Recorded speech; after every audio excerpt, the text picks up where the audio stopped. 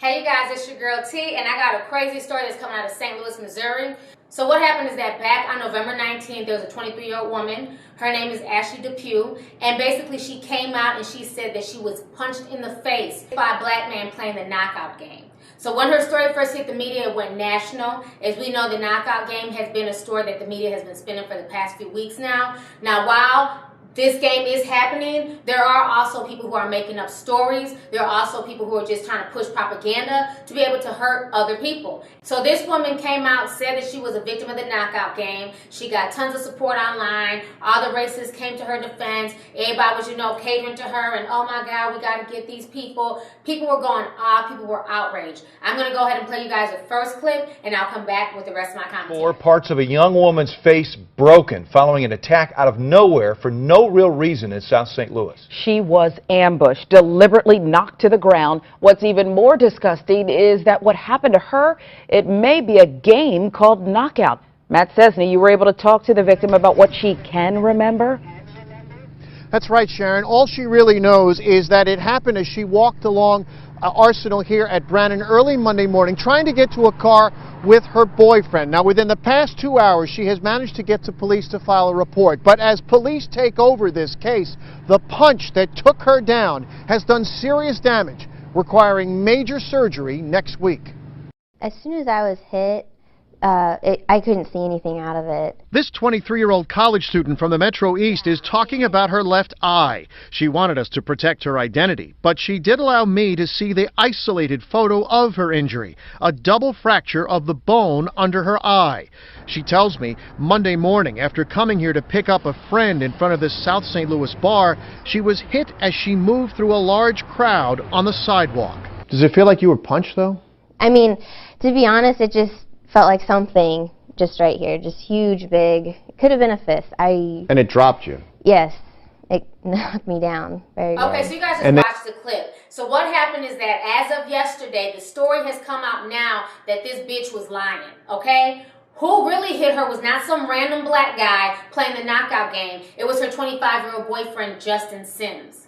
He punched her in the face. The police were able to find video footage that they were not there where they said they were, and they said their story was inconsistent from jump. I'm going to go ahead and play you guys this news clip, and I'll come back with the rest of my commentary. Breaking right now, a St. Louis woman who claimed to be the victim of the knockout game. Now tonight, she's on the other side of the law, accused of lying to police. Now, when she told her story to us, it made national news, backing up national reports that St. Louis is one of the few big cities where the knockout game is a problem. Lauren Traeger just has gotten a hold of the charges. Lauren, serious allegations here.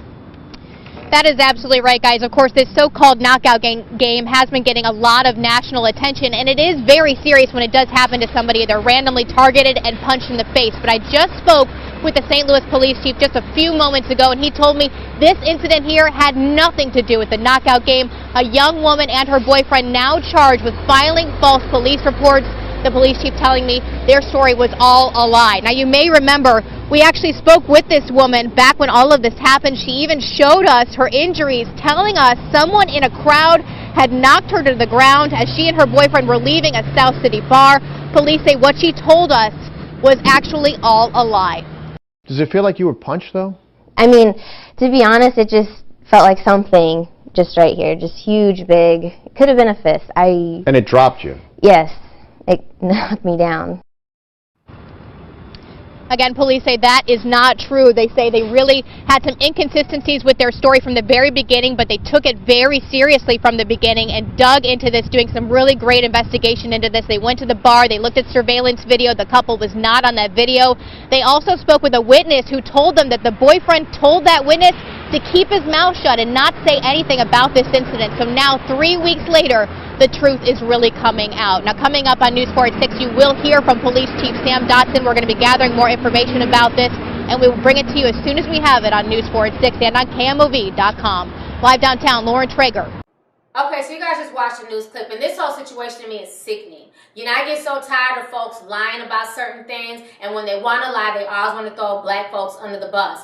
Why did she feel the need to say there was a black man who just came out and knocked her out? And then, of course, folks ran with it. Folks believed it because most of the people that we see playing the knockout game happen to so be black. So I just think the whole situation is crazy. She definitely should be in trouble because she basically created all this chaos, all this animosity, all this drama in her city, and she basically lies to the police. You know, what I find really funny is that when the story initially hit, all the racist trolls came out. You know, typical nigga behavior and black people ain't shit and kill all black people. But now that it's come out that she's lied, no, I mean, it's like barely any comments. The same folks who were, you know, drumming up support for her aren't saying shit. And then I even find it funny that people are sitting out here trying to defend her and calling her a victim.